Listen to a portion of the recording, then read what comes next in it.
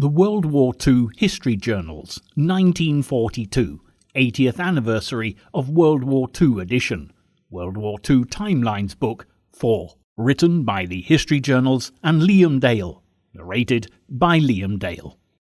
In the opening days and weeks of 1942, the impact of the wider world now being at war really began to be felt. Since 1939, Adolf Hitler and his Axis powers had dominated mainland Europe, and for a time it seemed that every military move Hitler made was successful. By the end of 1940, the Germans had completed their occupation of France, and in the autumn months had fought the Battle of Britain with a view to an early invasion of the United Kingdom. As an island nation, standing alone against Hitler, the British faced the terror of the Blitz as the Luftwaffe bombed London and other major cities night after night. Under the leadership of Winston Churchill, the people defiantly refused to allow their spirits to be broken, but as another year passed, the threat of a Nazi invasion force reaching Britain's shores loomed as large as ever. However, as 1941 progressed, Adolf Hitler's tactical manoeuvres resulted in a complete change of focus. On the 22nd of June, Operation Barbarossa was launched as the Nazis began a meticulously planned invasion of Russia, despite having signed a non-aggression pact with Stalin just before the outbreak of war. Then 6 months later, on the 7th of December, the Japanese, Germany's most powerful ally, attacked the American naval fleet at Pearl Harbor, bringing the United States into the conflict.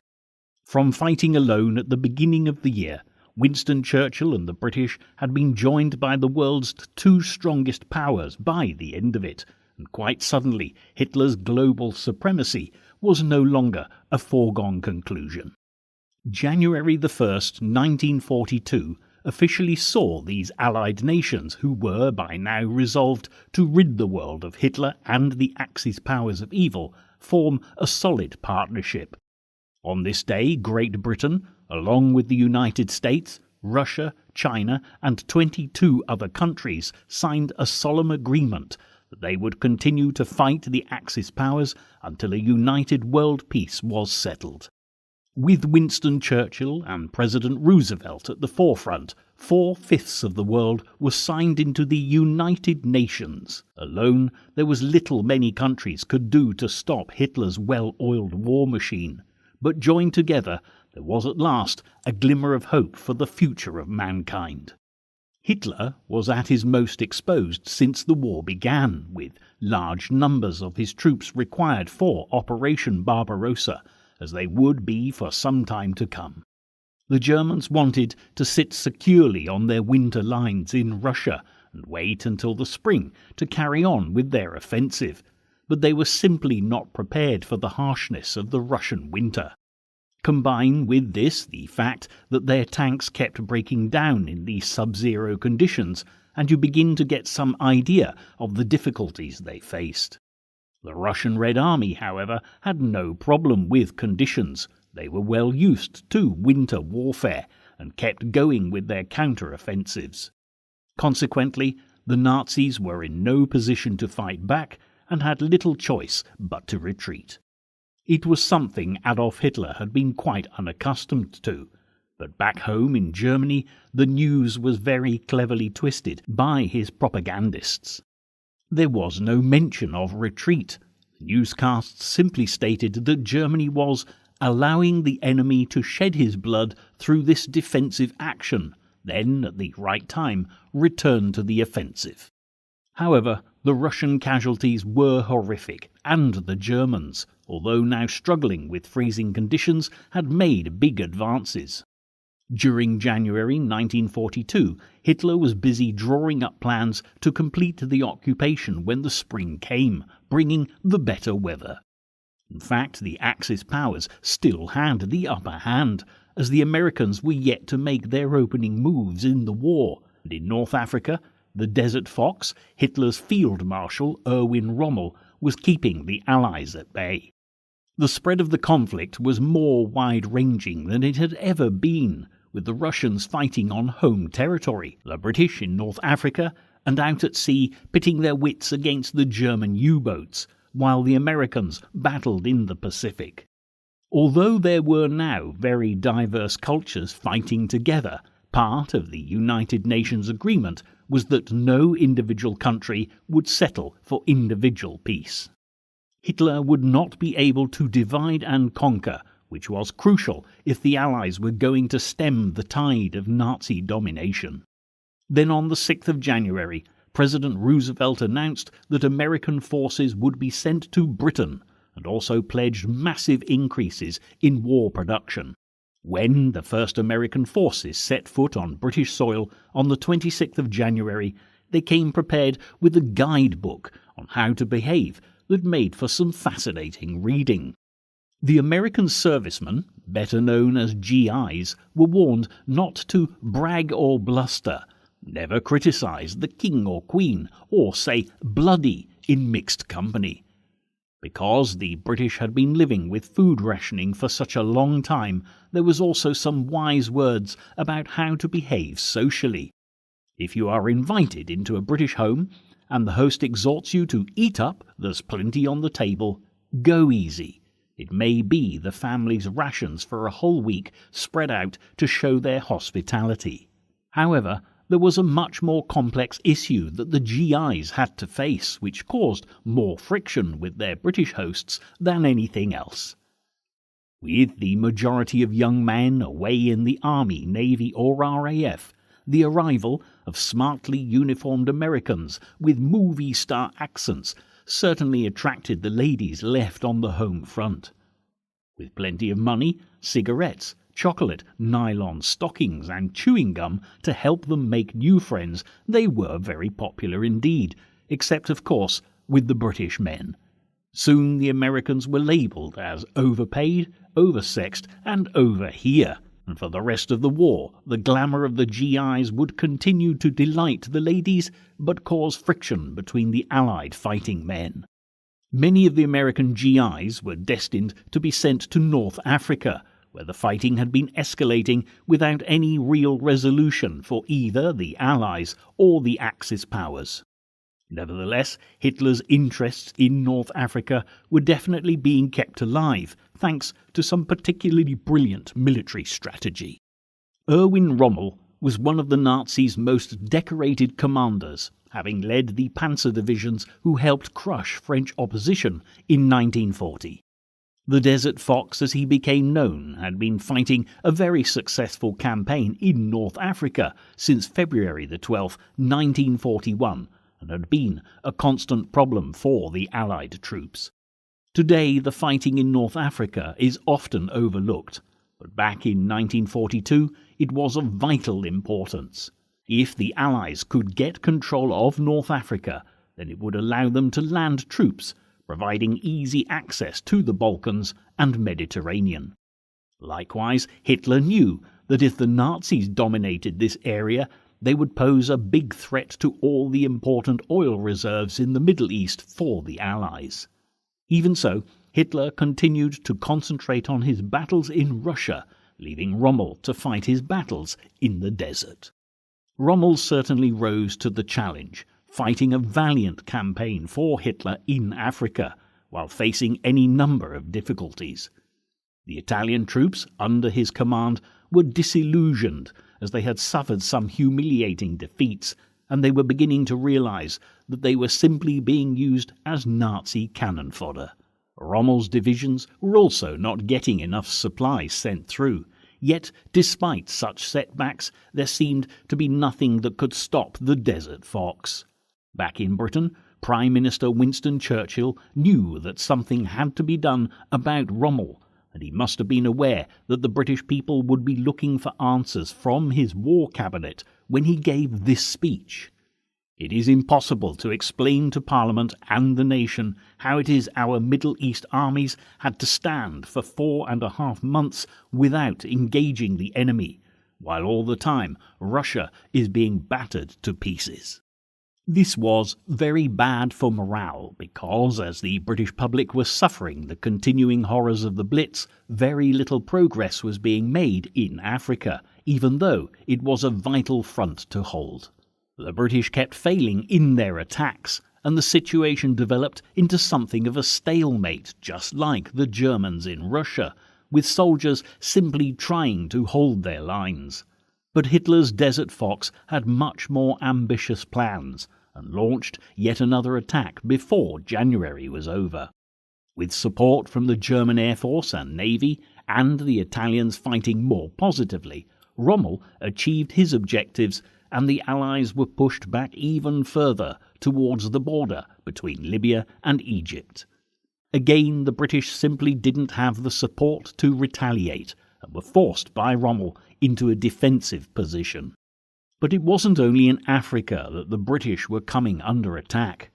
Towards the end of January, Japanese troops were preparing to take Singapore, a country that for the last 20 years had been at the centre of the British military presence in the Far East. The Japanese had already occupied Malaysia, and the invasion of Singapore now looked inevitable.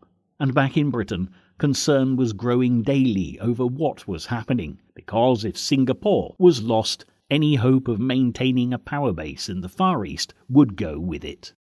Winston Churchill was a firm believer in the British Empire, and felt any loss of territories keenly. In fact, this did cause about the only tensions between America's President Roosevelt and Churchill. Roosevelt was as committed to defeating the Axis powers as Churchill was, but he would not allow his troops to be used to protect far-flung corners of the British Empire, unless it happened to be part of the overall war campaign. Churchill, although not happy with this, had to respect Roosevelt's views on the subject, because the bigger picture was so much more important. Consequently, when the Japanese finally did invade Singapore on the 9th of February, the British and Australian troops were left alone to fight the battle. 30,000 Japanese soldiers stormed the small island, and it quickly became evident that they had the edge over Singapore's defenders. After a few days of intense fighting, the British and Australian divisions finally surrendered Singapore to the Japanese. Many people had believed that Singapore was untouchable and a great beacon of strength in the British Empire, yet Parliament had always been unwilling to build stronger defences, and now paid the ultimate price. Winston Churchill was well aware of the impact the fall of Singapore would have on the British public, and in his first broadcast for 6 months he said that the heavy defeat invoked feelings of Dunkirk for him, and with heartfelt words he spoke directly to every person in Britain. This is one of those moments when the British race can show its quality and its genius, when it can draw from the heart of misfortune the vital impulse of victory. We must remember that we are no longer alone. 3/4 of the human race are now moving with us. The whole future of mankind may depend on our action and on our conduct. However, 130,000 captured Allied soldiers were about to face the most inhumane treatment at the hands of the Japanese as prisoners of war. The Japanese were equally as brutal as the Germans were towards the Russians, and they had little respect for the captured soldiers. For the Japanese, to surrender in battle was the ultimate dishonour. Japanese soldiers were taught that it was better to commit suicide than to be captured and humiliated by the enemy, a tradition that dated back to ancient history and the samurai warriors. Consequently, the Allied prisoners of war suffered appalling hardship, crammed into tiny barracks where there was little food or water and hardly any sanitation. To make matters worse for the Allies, the Japanese were able to seize the huge British arsenal that was left in Singapore. This included over 55,000 rifles with 18 million rounds of ammunition and 2,300 machine guns with 500,000 rounds. One of the major contributing factors to this humiliating defeat by the Japanese was the British belief that the north side of Singapore was secure. They therefore concentrated on defending the southeast, so when the Japanese seized the island's 52 British fortress guns, sadly, they were all facing in the wrong direction. The year had begun with such high hopes for the Allies, with the Americans and Russians now determined to beat the Germans. People were expecting to see instant results. Yet Hitler and the Axis powers forged ever onwards. The Germans may have been locked in a bloody battle with the Russians, but they were far from ordering a full-scale retreat. Hitler was throwing all he could at this offensive, and was still positive that he could win. The Japanese were equally buoyed up with confidence, and even surer of their dominance in the new Eastern Empire. The world was quickly realizing that the Japanese were as ruthless as the Nazis, and the combination of the two nations in the Axis powers was very dangerous indeed. And if the news from the Far East wasn't bad enough, the war in North Africa was going from bad to worse. For the Allies, both the Russians and the Americans saw Africa as a minor issue and a bit of a sideshow compared to offensives elsewhere. However, for the British fighting in North Africa, this was the war, with most of the nation's troops stationed there and the sole purpose of defeating Rommel's Afrika Korps. Erwin Rommel was without doubt an outstanding commander, and his courage, speed, improvisation, quick thinking, and occasional recklessness characterized his tactics. By comparison, the British, with their static positions and obvious counter-offensives, had little chance against such imaginative warfare, and Rommel and his troops continued to dominate. Rommel was nevertheless a gambler.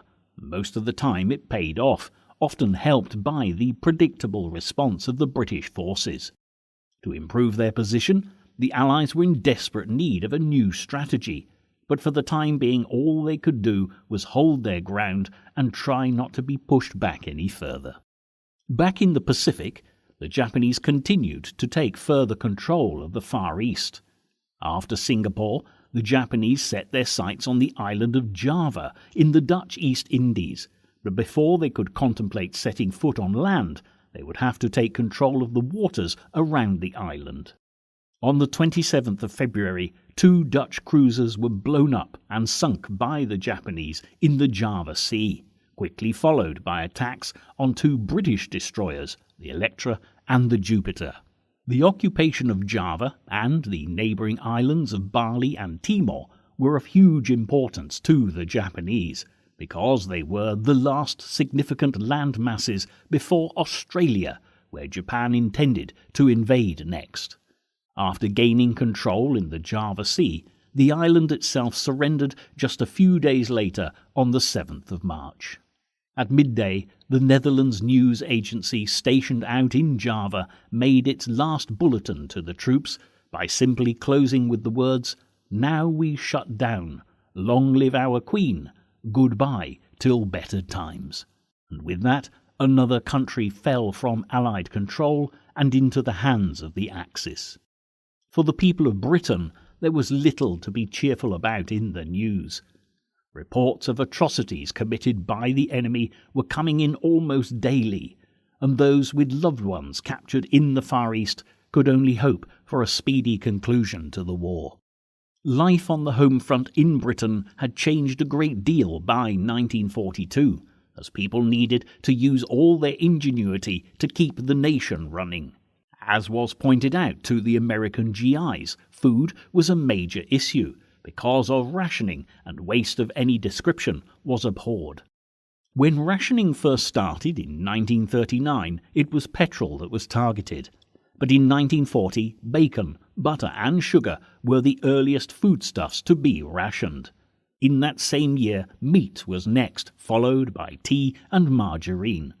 As supplies became even more limited in 1941, jam, cheese and eggs were rationed, while halfway through the year, clothing coupons were introduced and coal was restricted in exactly the same way. As 1942 progressed, rice, dried fruit, soap, tinned tomatoes, peas, sweets, chocolates and biscuits would all be rationed, along with gas and electricity. Life was definitely getting tougher, and the call-up age was lowered to 18 so that more troops could be mobilized. As the nation got used to living without their menfolk, the people left behind all adapted to play their parts. The women, who worked tirelessly to feed their families and keep them clothed, also took jobs in factories and on the land to keep production going. The conflict gave them a real opportunity to take an active role in the war effort and make a positive contribution, and while some worked making military armaments, others actually joined military organisations based in Britain. The Women's Auxiliary Air Force, or WAAF for short, were a shining example of just how much the women of Britain could do when given the opportunity. The WAAF helped lift the barrage balloons that protected the cities from low-flying bombers, as well as manning the anti-aircraft guns.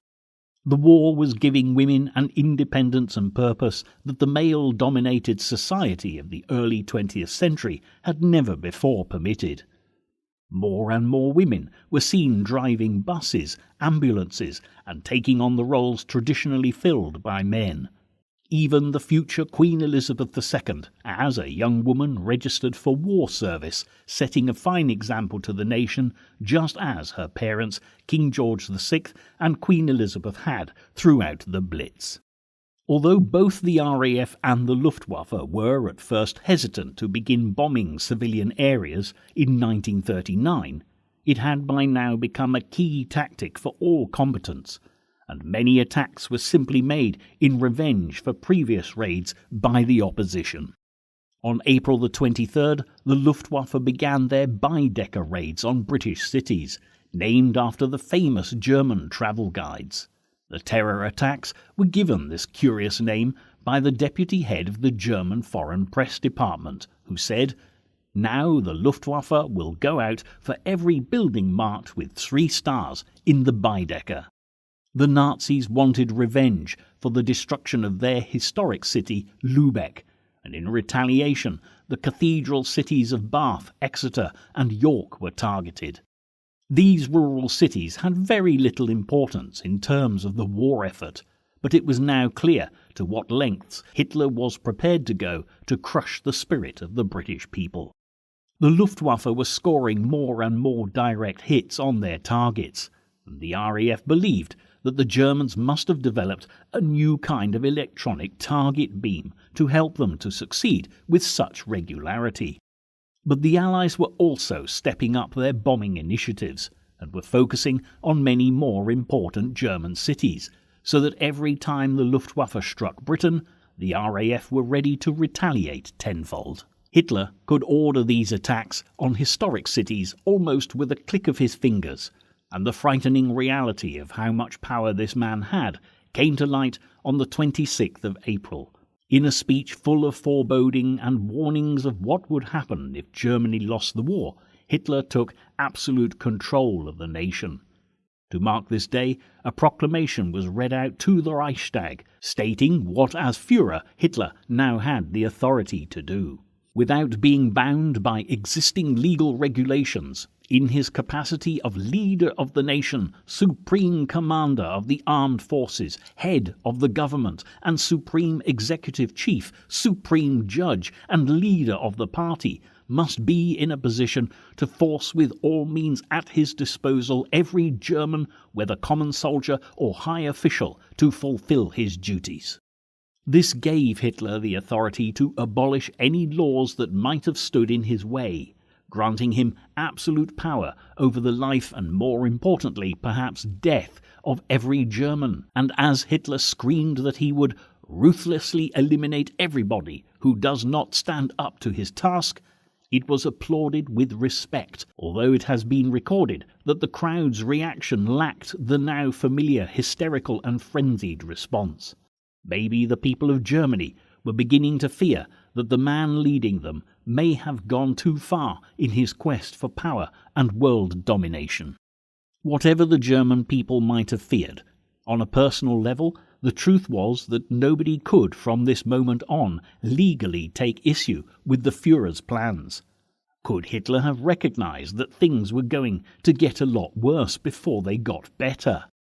If so, he needed the assurance that his people would not be able to turn against him, and a few days after he made this announcement, Hitler began his summer offensive in the Crimea, determined to concentrate his Soviet campaign in the south of Russia. This was, however, all because he needed the all-important oil fields in southern Russia, and he hoped that Rommel's Afrika Korps, who were storming across North Africa, would soon be able to make further advances into Iraq and Iran. This way, the various branches of the German military machine would be able to join up in the Middle East before finishing the Russian campaign together. By the end of May, with the better weather, the fighting that had started so well for the Red Army had taken a disastrous turn for the worse, as the Russians lost almost 500,000 soldiers as the Germans stepped up their attack. In North Africa, Rommel was also enjoying further victories over the Allies, and after a month of intense fighting, Hitler's Desert Rat had captured Tobruk, taking with it 35,000 prisoners, 70 tanks, and vast quantities of vital supplies. To add insult to the Allies' injury, 6 months into 1942, the German U-boats were riding high, having inflicted significant levels of damage on the Allies. Over 6 million tons of shipping and supplies were destroyed in 1942, which was double that of the previous 2 years.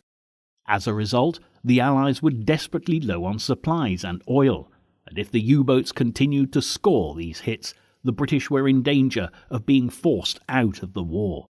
The Allies may have cracked the Enigma code in the previous year, allowing them to predict the whereabouts of the deadly German U-boats, but they were now going to have to win the battle for control of the Atlantic to stay in contention.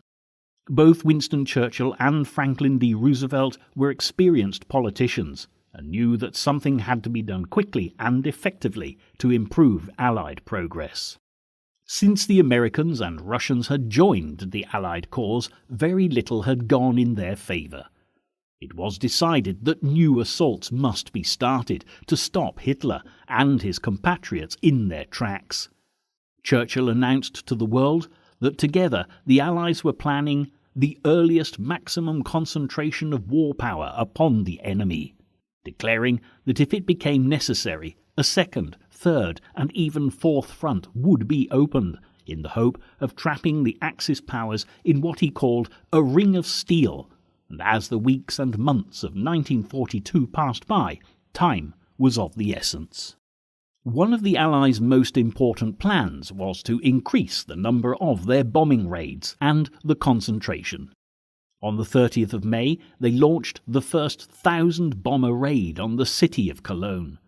The aim of these new bombing initiatives was to saturate important industrial cities, and also to demonstrate to the enemy just how powerful the bombing fleets at the Allies' disposal could be.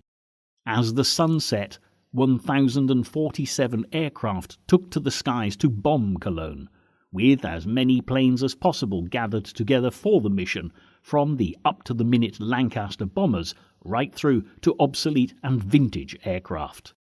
Together, this impressive fleet were able to drop a staggering 1,445 tons of bombs in just 90 minutes on the target area. In that short space of time, the bombers killed 480 people, injured 5,027, and made 45,132 homeless. The loss of civilian life is always tragic, and it must have been a tough decision for Winston Churchill to take. But considering that the mission successfully damaged or destroyed over 13,000 buildings, including many important industrial and chemical factories, the boost to the Allied war effort was significant. The raid was so successful that a few days later another 1,000-bomber raid was carried out on Essen, which was the centre of German arms production. Yet despite the valiant efforts of the Allies, the advancement of the Axis powers reached a record high. The Germans controlled much of Europe and were well placed deep in the heart of Russia. The Japanese, because Roosevelt chose to tackle Germany first, had been left to do as they wished, and they had capitalized on their position to expand their empire and capture as much territory as possible in the Pacific. However, the US Navy leaders in particular were calling for Roosevelt to begin positive action against the Japanese. One of the main reasons for this was that American naval intelligence had discovered the Japanese were planning an attack on their naval base at Midway in the Pacific Ocean. The last thing America wanted was a repeat of Pearl Harbor, so the decision to go on the offensive was taken. By the end of April 1942, the Japanese had overrun the East Indies and were without doubt looking towards launching an attack on New Guinea and Australia, again something the Allies wanted to avoid at all costs. Consequently, a US task force utilized carrier-borne planes to stop the Japanese in their tracks. This exchange, known as the Battle of the Coral Sea, took place between the 4th and 8th of May, and both sides suffered heavy losses. The Americans lost their much-prized carrier, the USS Lexington, but overall served notice on the Japanese that they would never again have the upper hand in quite the way they had at Pearl Harbor. Although the engagement ended without a clear winner, the Japanese claimed a tactical victory because of the USS Lexington, but the Allies were in fact strategically victorious due to the fact that the Japanese abandoned their attempt to land troops at Port Moresby, New Guinea. Midway, as its name suggests, lies halfway between North America and Asia, and in 1942 was of great strategic importance to both the Americans and the Japanese. For many, the Battle of Midway, which took place a month after the Battle of the Coral Sea, is viewed as the pivotal naval battle of World War II in the Pacific. It was indeed a crushing defeat for the Japanese that crippled their naval strength. However, the Americans certainly didn't have it all their own way, and just as luck or fate, call it what you will, had played a part for the British in withstanding Hitler's invasion plans, good fortune was on this occasion on the side of the Americans. On the 4th of June, the Japanese began their offensive at Midway, and at the outset appeared to be extremely successful. Their attack planes destroyed a great many US aircraft on the ground, and despite American intelligence, it looked like another disaster on the scale of Pearl Harbor was imminent. The Japanese were delighted with the results and ordered another air attack on Midway, unaware of the 150 aircraft the Americans had sent to meet them. The first counter-offensive towards the Japanese was launched as the planes refueled and rearmed on their carrier ships, and their destruction appeared to be a foregone conclusion. But unfortunately for the Americans, not a single plane hit its target, and the Japanese shot down 35 of the 41 planes to stay in contention. The Japanese were soon ready to retaliate, but first they had to find and destroy the American carriers that had sent the attack planes. But to do this, the Japanese fighter pilots had to fly at sea level, and this left the skies at higher altitude vulnerable, opening a window of opportunity for the American dive bombers to attack the Japanese carriers. Then luck came into the equation. A group of lost US planes had found the Japanese aircraft carriers by pure fluke and a little guesswork, and, capitalizing on the situation, delivered one of the most destructive and precise attacks in American naval history. The 37 off-course American dive bombers attacked the enemy carriers, with decks still loaded with planes. In just 5 short minutes, they had destroyed and sunk 3 aircraft carriers and a staggering 322 planes. And as the Japanese fled, the Americans managed to sink yet another carrier and a battlecruiser. The loss of military personnel was the biggest blow for the Japanese. 307 American servicemen were killed, while more than 3,000 Japanese died, many of whom were skilled fighter pilots and naval aviators that would be very difficult to replace. Even so, the Japanese were as tenacious as ever, and there would be many more naval battles fought in the Pacific before the end of the war. and although President Roosevelt was still prioritizing removing Hitler from power, from 1942 onwards he kept a very close eye on what the Japanese were doing. Elsewhere, things were also beginning to look a little brighter for the Allies. In North Africa, the balance of power was slowly beginning to shift as well. Rommel was now distinctly lacking in resources, and he had to stretch his troops over a huge area of inhospitable terrain. And because of this, the Nazi supply line was now over 1,000 miles long. Meanwhile, the British were finding it relatively easy to inflict heavy losses on the Italian supply ships that sailed from Italy to Tripoli to meet the Afrika Korps. Also, they were building some very strong defences in Egypt, and it was becoming evident that they were soon going to be more than a match for Rommel, giving the Allies a very strong foothold in Africa. After being wrong-footed by Rommel for so long, this was great news for the Allies, and in particular the British. But Winston Churchill was being put under extreme pressure by Parliament to do more. He'd been blamed for the fall of Tobruk earlier in the year, and at this stage in the conflict, the politics of warfare were equally as important as the practicalities. But it wasn't only Churchill's war cabinet that needed to be inspired by his leadership. The Americans and Russians also had to feel confident that Britain was a worthy ally rather than just a country that needed to be supported. Consequently, the campaign in North Africa became vitally important for Churchill, and he opted for a change in command. General Claude Auchinleck, known to his men as the Auk, had considered Tobruk as being of limited military importance, which had given Churchill a considerable political problem when it was taken by Rommel. So after a visit to North Africa, the British Prime Minister replaced Auchinleck with Major General Alexander, a distinguished commander in the BEF, who was the last British soldier to leave the beaches of Dunkirk back in 1940. But the question of who to put in command of the Eighth Army still had to be addressed. Needing to see some positive results very quickly, Churchill's preferred choice was William Gott, an impetuous, charismatic character whose nickname Strafer suggested he was the best man for the job. Sadly, he was killed in a plane crash on his way back to Cairo, so Churchill had to think again, and Lieutenant General Bernard Montgomery was recommended. Affectionately known by his men as Monty, Montgomery was without doubt a great leader, but to suggest he could be difficult would be something of an understatement. It's been said that he was great to serve under, difficult to serve alongside, but hell to serve over, and through the latter stages of the war it was something that the Allied commanders would just have to get used to.